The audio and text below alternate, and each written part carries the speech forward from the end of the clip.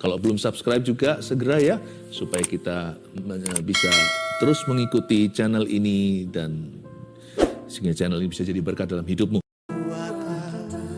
Lidah api, Roh Allah yang hidup, tuntun kami dalam kebenaran-Mu, sampaikan sabda-Mu.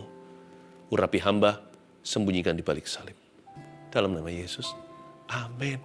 Ambil catatan, ambil Alkitab, sambil kita persiapkan untuk renungan hari ini, jangan lupa, hari ini live-nya akhir pekan. Besok Minggu, ibadah online terus jalan. Live streaming Anda bisa ikuti di gms.church/streaming.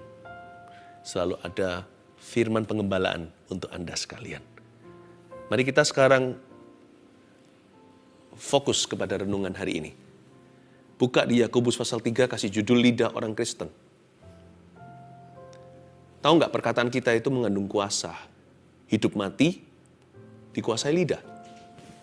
Karena itu hari ini saya mau jamah topik ini. Karena ini penting sekali, banyak di antara kita kebobolan.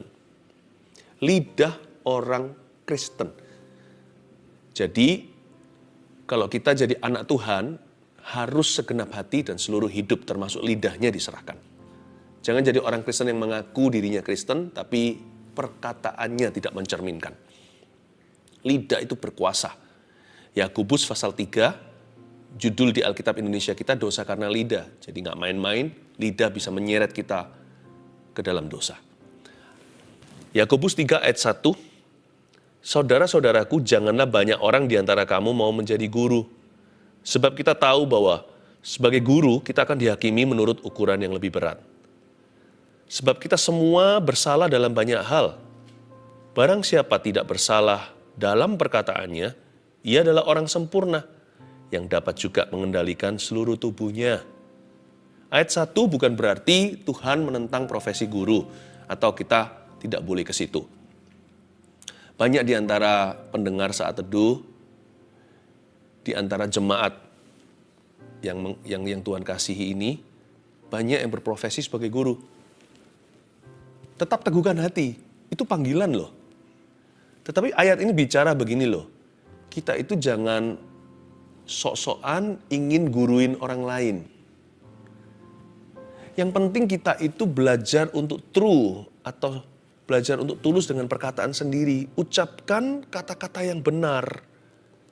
Sebelum kita ngurusi urusan orang lain, urusi tubuhmu, urusi badannya sendiri. Lidah itu susah dikekang.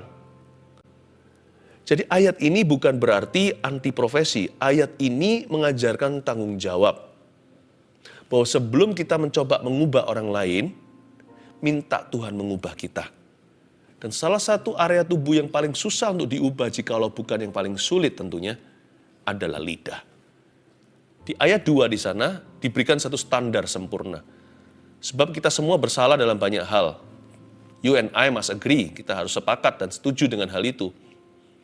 Barang siapa nggak bersalah dalam perkataannya, seperti Yesus Kristus tidak pernah terjebak dalam kata maupun kalimat.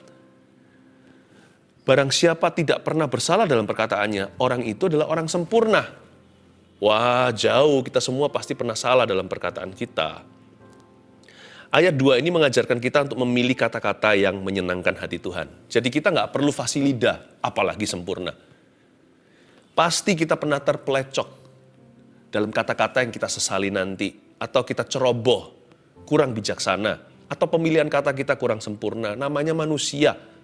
Jadi Tuhan memberi ruang untuk kita melakukan kesalahan. Ayat ini bukan berarti kita harus jadi sempurna, sedetik ini juga hari ini. Ayat ini menggarisbawahi kepada kita bahwa kita harus hati-hati gunakan mulut. Hati-hati memakai lidah. Seperti lagu sekolah minggu, hati-hati gunakan matamu, jangan lupa lidah.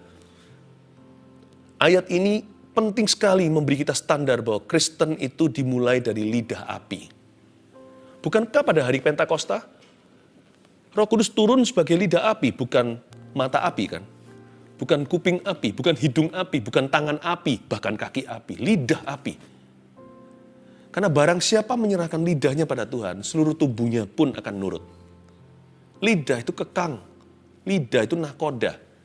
Makanya itu Roh Kudus pertama-tama langsung kendalikan lidah. murid-muridnya. Dari situlah seluruh tubuh dipenuhi oleh kuasa Allah. Lalu Petrus kemana-mana memberitakan Injil, menyembuhkan orang. Pilih kata-kata yang menyenangkan Tuhan. Tidak harus fasih lidah, apalagi sempurna. Dan kalau kita salah berkata-kata, gimana? Apakah ada kesempatan kedua? Untungnya tidak semua perkataan kita itu terjadi. Bersyukurlah kalau semua perkataan kita diresponi oleh Tuhan, segala kalimat kita dijalankan oleh Tuhan Yesus, kemungkinan besar kita mati muda atau orang lain mati muda karena perkataan kita.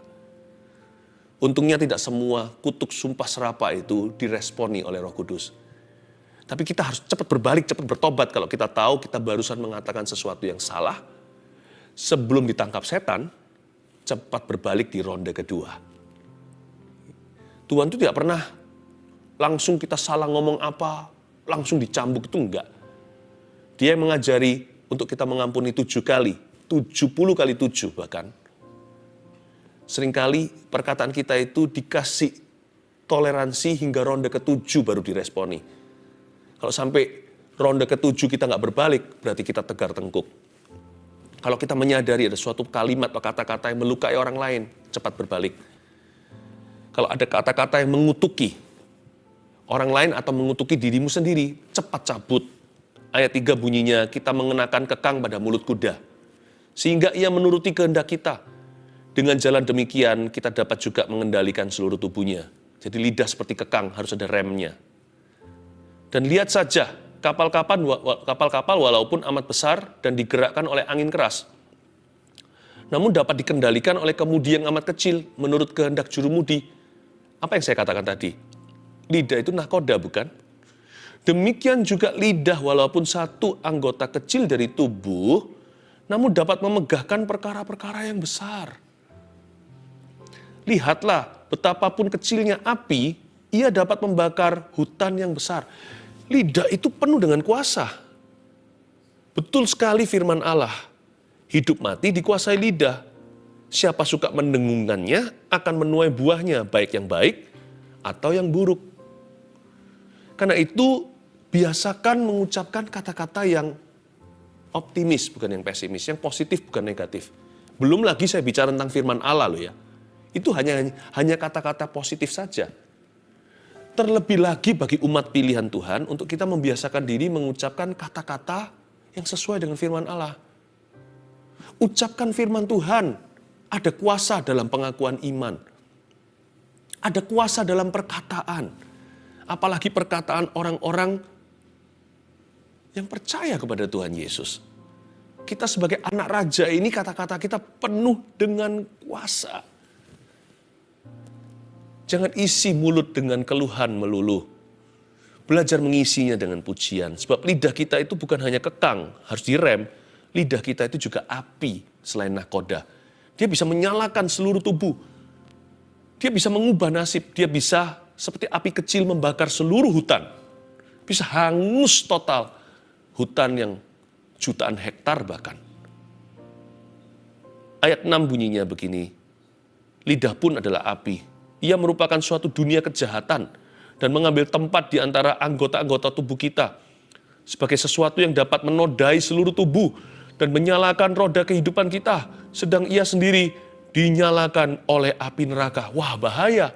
Aduh, Pastor Philip, mungkin kalau pendeta sempurna kali kata-katanya. Enggak, kita semua pasti pernah bersalah dalam kata-kata, termasuk saya. Nah, sekarang saya sharing.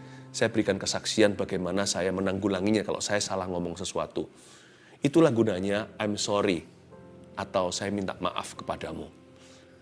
Tuhan itu tidak mengizinkan kita terus tegar tengkuk, terus pengku sampai ronde 7. Sampai kita melewati marker pengampunan sehingga kutuk terjadi. Tenanglah, Tuhan itu baik. Perkataan yang baik diresponi Tuhan langsung. Perkataan yang kurang baik dari mulut kita, asal kita ada hati untuk berbalik pada Tuhan, seringkali Tuhan tunda sampai meresponinya. Jadi jangan merasa, aduh mati, aku kiamat, aku sudah ngomong begini. Gimana ini? Ya, cepat-cepat panggil nama Yesus. Saya kalau mengucapkan suatu kata-kata yang saya tiba-tiba sadar, tiba-tiba tertemplak oleh Roh Kudus, atau nyala alarm rohaninya, waduh ini bisa ditangkap mentah-mentah sama setan. Entah kalimat yang mungkin sifatnya mengikat. Mungkin katakan, kalau kamu begini terus, papa bisa mati muda. Berapa banyak orang tua kalau lagi marah sama anaknya, ngomongnya enggak. Berlebihan lah ya. Kesalahannya enggak seberapa, kita bisa reaksinya melebihi. Pernah kan pasti? Kita semua pernah seputar itu. Dan waktu kita mengatakan, kalau begini terus, papa bisa mati muda. Atau mama bisa mati muda. Lalu kita takut. Adu kutuk akan terjadi. Cepatlah doa. Untungnya ada kasih menutupi banyak kesalahan. Belum terlambat untuk ngomong sama anaknya. Sorry, papa ngomongnya gegabah. Doakan ya. Dengan rendah hati. Dan banyak kasih. Lebih banyak lagi kesalahan itu ditutupi. Tapi sebelum itu kalau Anda tiba-tiba merasa, aduh mati. Kenapa aku berkata begini? Cepatlah berlutut. Panggil nama Yesus dan berkata, Tuhan ini belum ronde 7. Di ronde 1 aku salah kaprah. Ronde 2 Tuhan maafkanlah. Tuhan aku bertobat dari perkataan itu. Mohon Tuhan cabut saat ini juga di dalam nama Yesus. Basuh aku di dalam darah-Mu anak domba Allah. Seperti Yesaya, jamah lidah bibirku, sucikan kuduskan. Dan aku bertobat dan beriku kuasa dan anugerah untuk tidak lagi mengulangi kata-kata seperti itu. Tidak terjebak atau kepancing emosi sehingga gegabah dalam berkata-kata. Ingatkan aku Tuhan bahwa lidahku itu nakoda. Lidahku itu seperti pintu besar bisa buka celah atau bisa buka kepada Tuhan. Lidah itu bisa menjadi pintu anugerah, bisa jadi pintu kutuk pula. Aku tutup terhadap kutuk, aku buka terhadap berkat. Maafkan aku Tuhan, beriku kuasa dan kasih karunia untuk tidak jatuh di lubang yang sama. Dalam nama Yesus. Amin. Boom, langsung tercabut. Yakinlah Allah kita itu murah hati. Tapi kalau perkataan kita, I love you Jesus, pakailah saya. Jadikan keluargaku berkat daripadamu di dunia. Ya Tuhan, as for me and my house, aku dan seisi rumah tanggaku, kami akan melayani Engkau. Langsung diresponi Tuhan di ronde 1. Belum amin, sudah terjadi. Belum tutup doa, sudah kejadian. Semua yang benar, semua yang baik, semua yang adil, yang manis, yang suci, yang dipikirkan dan dikatakan itu. Kalau sampai ke tata Tuhan, nggak usah tunggu besok hari atau 1 jam kemudian. Allah kita bukan Allah yang bertele-tele. Dia yang ajarkan kepada umatnya, Yesus beri perumpamaan. Kalau berdoa jangan seperti orang Farisi. Dikira dengan panjangnya akan didengarkan. Karena Tuhan tahu apa yang kau butuhkan. Perkataan yang baik dan sempurna datang dari Bapa ketika kita ucapkan belum sampai tutup doa. Tuhan sudah ada di hadapan kita. Dan menggenapi rencananya. Tapi, kalau perkataan yang salah, asal kita tidak keraskan hati sampai ronde ke-7 istilahnya. Tuhan akan menanti because He is slow to anger. Allah kita tuh lamban dalam amarah. Banggalah, bahagialah kita punya Tuhan yang demikian. Jadi lidah itu bahaya? Iya. Tapi karena Tuhan, kita dapat kesempatan untuk memperbaikinya. Dan kalau yang kita salah orang lain ya nggak bisa doa sama Tuhan doang. Doa sama Tuhan memberi kita kekuatan untuk datang ke mereka dan minta maaf. Untuk say I'm sorry. Kalau Anda pernah kasar dengan anak Anda atau keluarga, atau sama istri sendiri, atau dengan suami. Setelah I'm sorry tidak berhenti di situ. Hari-hari berikutnya isilah dengan kasih. Lupa, pasti nanti akan dilupakan perkataan itu. Jadi jangan biasakan kalau berantem nih suami istri, dikit-dikit cerai. Atau kata-kata kita pakai khusus untuk menusuk mereka. Tujuannya adalah untuk melukai. Kamu tidak seperti eksku atau pacarku dulu. Kalau itu terus-terus dikumandangkan, ya lama-lama keracunan pernikahan. Kalau Anda sudah pernah lakukan di belakang, udah jangan dihitung lagi. Mulai hari ini, kata Yesus kepada si pezina itu, sin no more. Go and sin no more. Pergilah dan jangan berbuat dosa lagi. Yang penting kan ke depan kan. Jikalau Tuhan berkata hendak mencabut satu negara, hendak menghukumnya. Tapi kalau dia bertobat, Tuhan menyesali hukumannya. Dan Tuhan tidak akan lakukan, tapi memberkati mereka. Tapi orang kalau diberkati Tuhan, orang benar. Tapi dia setelah itu berhenti jadi orang yang benar dan melakukan kesalahan. Dan terus keras kepala dan tekun melakukan kesalahan itu. Tuhan berkata, semua janjiku di belakang, semua berkat yang telah kuberikan dan akan kuberikan, kubatalkan dan orang itu akan kuhukum. Yeremia kan bilang begitu. Ketika dia dapat firman, ketika pergi ke tukang periuk, bukan? Jadi yang penting itu sekarang itu masa depan. Jalan ke depan itu loh, berhenti lihat ke belakang. Kalau dulu sering katakan cerai, jangan lagi ya. Dulu sering banding-bandingkan pasangannya dengan orang lain, stop itu. Dengan banyak kasih nanti akan tertutup. Tuhan akan hitung-hitung. Yang dulu gimana bayarnya? Udah dibayar oleh Kristus di kayu salib. Go and sin no more. Go and say that no more. Pergilah dan jangan katakan itu lagi. Jangan bilang cerai-cerai. Ceraikan kata cerai dari mulutmu. Jangan ulangi. Karena lidah itu bahaya. Tetapi dalam Tuhan, Dia selalu memberi kesempatan. Asal jangan kita mencobai Tuhan. Dan jangan remehkan kasih karunia. Dengan terus melakukan itu secara sengaja. Yang sakit nanti dirimu sendiri. Diriku, kita yang sakit bukan Tuhan Yesus. Kita yang menanggungnya kalau pernikahan tidak bahagia. Anak-anak kita yang menderita. Kalau Tuhan berkata, hentikan, hentikan.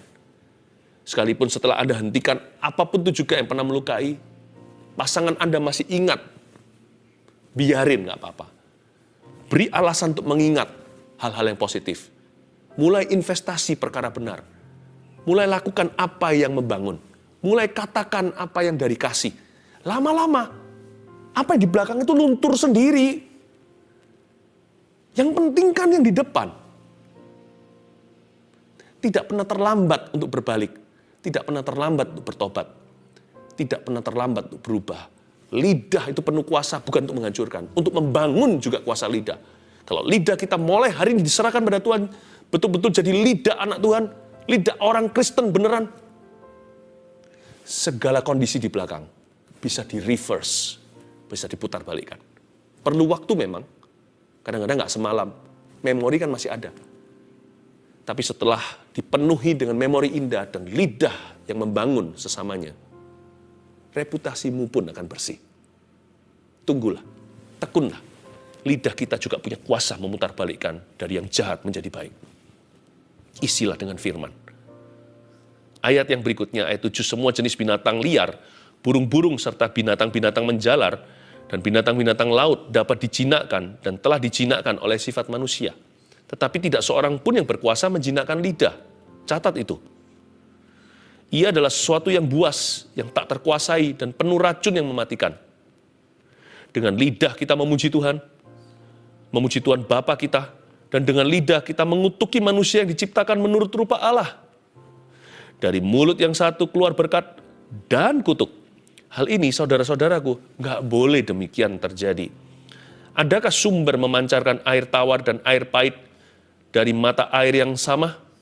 Saudara-saudaraku, adakah pohon ara dapat menghasilkan buah zaitun? Dan adakah pohon anggur dapat menghasilkan buah arah? Demikian juga mata air asin nggak dapat mengeluarkan air tawar. Wow, ternyata ada dua tipe lidah yang berlawanan. Yang satu lidah orang Kristen, yang satu lagi saya sebut lidah yang non-Kristen.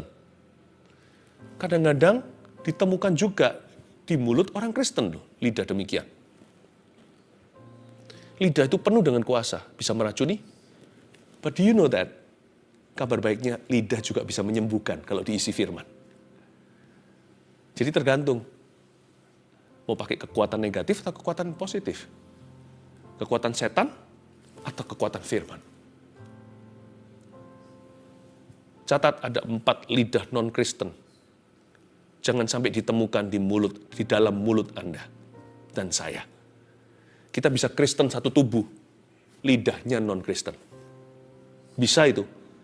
Banyak itu. Karena itu 4 lidah jahat ini. Lidah yang buruk ini. Tolong mari kita serahkan kepada Tuhan Yesus untuk diubahkan di saat teduh ini. Yang pertama, lidah jahat. Ini yang saya sebut sinis, sarkas, suka jelek-jelekin, dan bocorkan rahasia teman. Itu dia. Itu definisi lidah jahat. Lidahnya sinis, tajam, seperti ada duri, bukan pedang bermata dua, tapi pedang setan, saudara. Kemana-mana selalu bunuh karakter orang. Nah, lidah itu punya extension sekarang. Kalau kita colokan gitu kurang panjang, kan ada extensionnya. Zaman sekarang seperti ini media, lidah kita itu bisa diwakili jari kita yang ketik di HP, laptop, dan sebagainya. Kita bisa menggunakan kata-kata yang untuk membunuh. Kalimat-kalimat yang menjatuhkan. Sinis orangnya. Bahkan jarinya aja begitu jahat, apalagi orangnya nanti. Kalau ketemu beneran, sinis sekali orangnya. Sama orang gak kenal aja bisa bentak-bentak, bisa sindir-sindir. Kurang ramah dan gak baik. Selain itu sarkastik. Lidah yang sifatnya suka sinis itu kan langsung, kalau sarkastik itu kan muter dulu. Pakai cara sindir dan sebagainya. Hati-hati gunakan lidahmu. Kalau kita ada sesuatu yang kita mau utarakan pada sesama kita, pilihlah kata-kata dan pilihlah waktu. Bukan hanya itu, daripada kita menggosip ria, ngomong aja langsung ke orangnya. Kalau itu bersangkutan loh ya, sehingga kita tidak urusi urusan yang tidak perlu. Kalau kita berada di posisi, berada di radius pengaruh, dan kita tahu orang itu dan orang itu berhubungan dengan kita, maka kita bertanggung jawab untuk meluruskan. Kalau memang kita perlu, panggillah 4 mata. Setelah itu mungkin perlu diskusi, ada pihak ketiga yang bisa bertanggung jawab dan cukup dewasa rohani untuk kita bisa bicara bersama. Ada caranya semuanya. Tujuan tidak bisa menghalalkan segala cara. Tuhan menguji lidah kita. Apakah lidah kita itu sinis atau enggak? Sarkastik atau tidak terhadap orang lain? Suka jelek-jelekin orang lain itu juga jahat di mata Allah. Kelihatannya hak-haknya gua, nggak bisa. Lidah kita ini kan sudah dibaptis. Atau mungkin semua tubuh kita ini sudah mati bersama dengan Kristus kecuali lidah. Jangan-jangan nanti lidah itu membunuh seluruh hidupmu. Dan suka bocorkan rahasia orang itu juga suatu kejahatan. Meskipun nggak kelihatannya jahat, cuman teledor.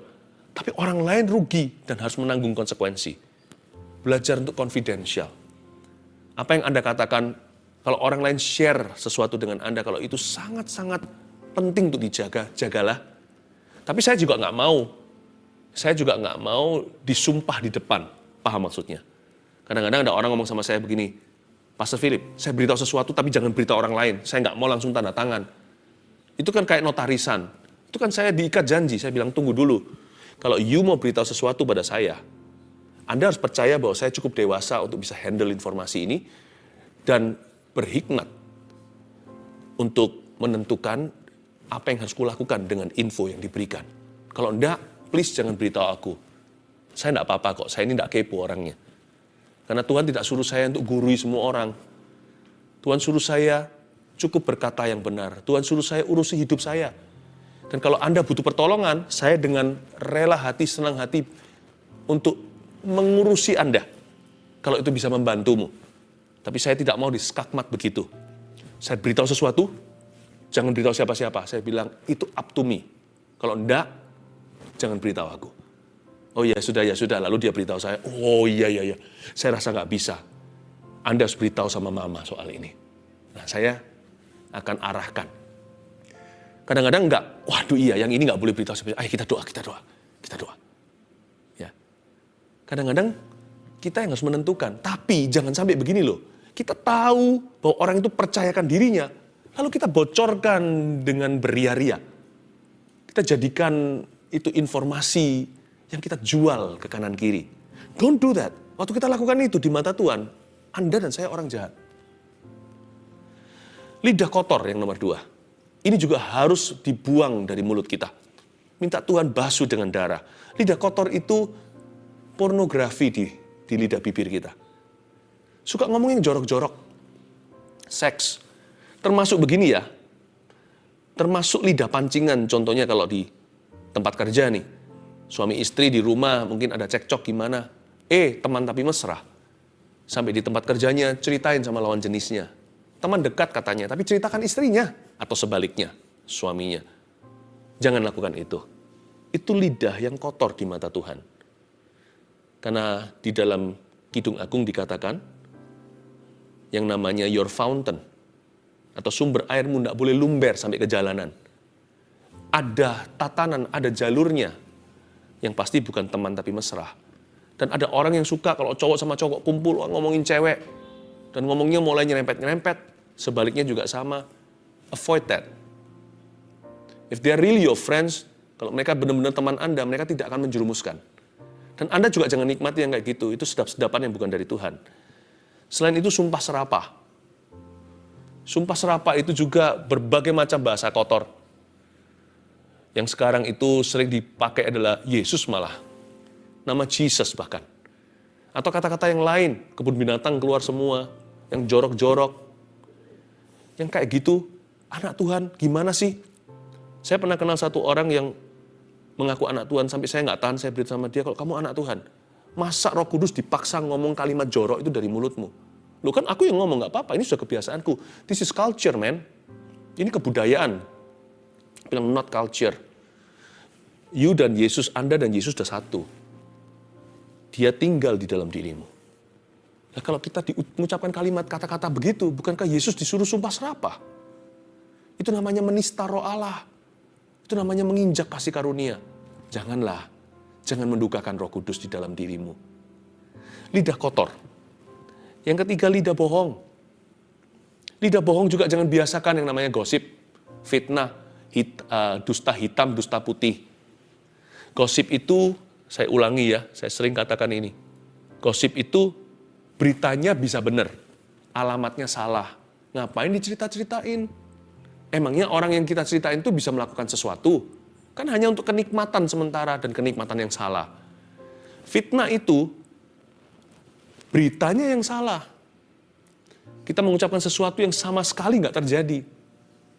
Bisa-bisa di mata Tuhan nanti kita dipandang sebagai orang yang sok tahu. Orang yang mau coba guruin padahal hidupnya sendiri nggak keruan. Gosip fitnah jauhi. Udahlah, yang sehat gitu loh kalau kita ngobrol-ngobrol sama orang.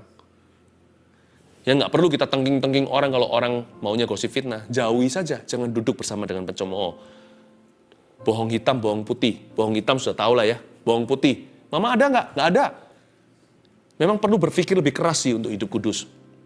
Untuk jaga lidah, supaya lidah kita itu lain kali kalau kita berdoa itu didengar Tuhan. Sekali tengking setan, dalam nama Yesus, setan tunduk. Nah kalau lidah kita seperti setan, tengking setan, setan berkata, sepupu kok lawan saudaranya. Nah, kalau setan menganggap kita saudaranya akan celaka. Lidah kita ini harus suci kudus, supaya bisa main perintah sama setan, supaya bisa masuk hadirat Tuhan. Lidah putih, dosa putih, nggak harus terjadi. Jadi kalau kita, contohnya nih, telepon mama ada nggak? Mama ada di sebelah bilang nggak ada. Karena mama tidak rohani, mungkin belum mengerti. Kita bisa jawabnya begini, bisa saya terima pesannya dulu.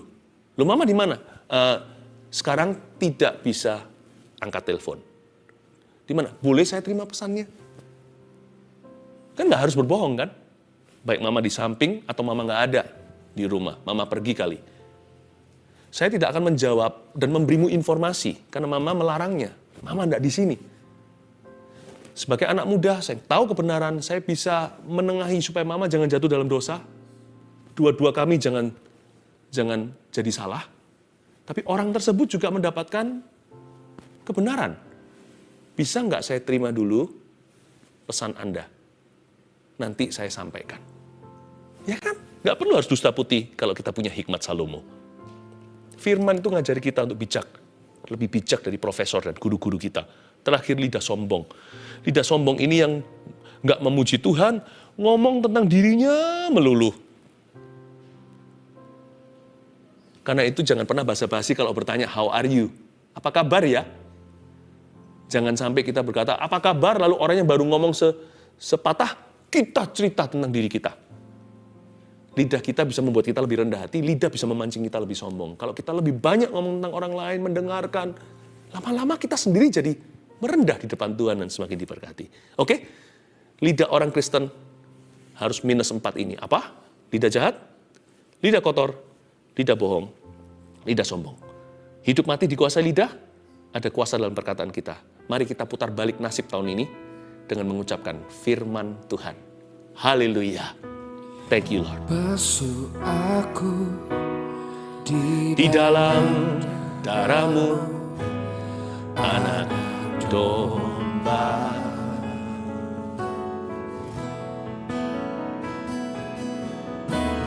Jamah bibir, luruskan hatiku dengan Roh-Mu.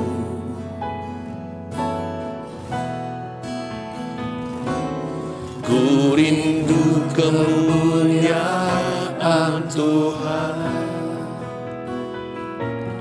lebih dari segala harta. Jadikan ku hamba setia kepadamu.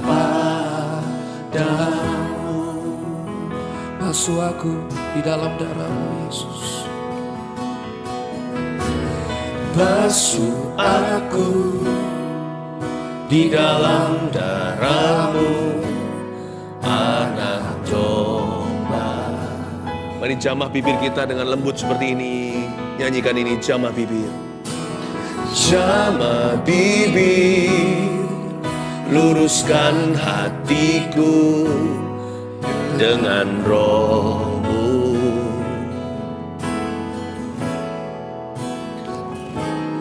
Ku rindu kemuliaan Tuhan,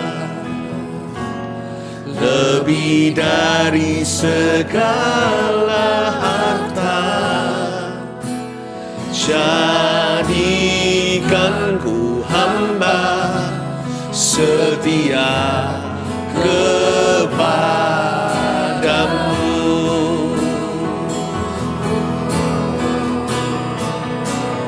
Lebih dari segalanya,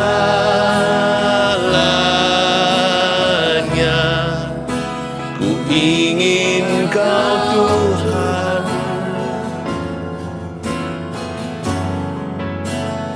Emas, perak, dan permata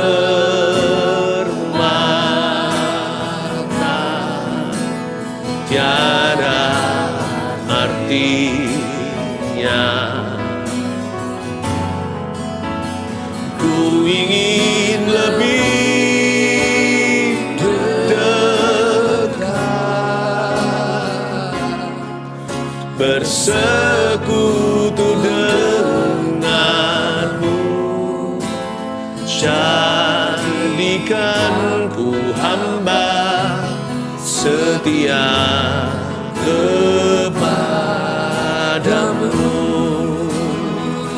Lebih dari segalanya, lebih dari segalanya,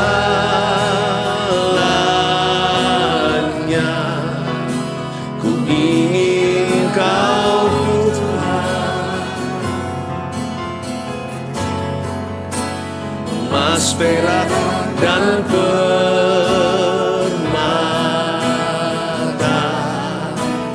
tiada artinya.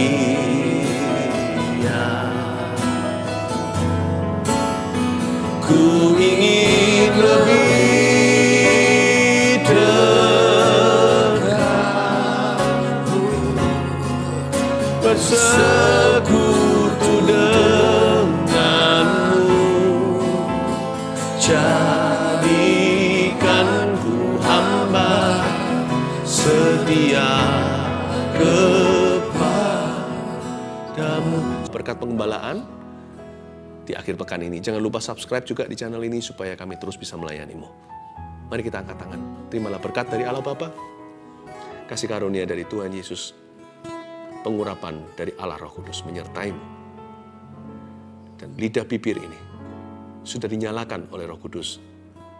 Dan Tuhan menyertai pengakuan imanmu. Dan Tuhan menggenapi firman di lidah bibirmu. Dalam nama Yesus. Amin. Kau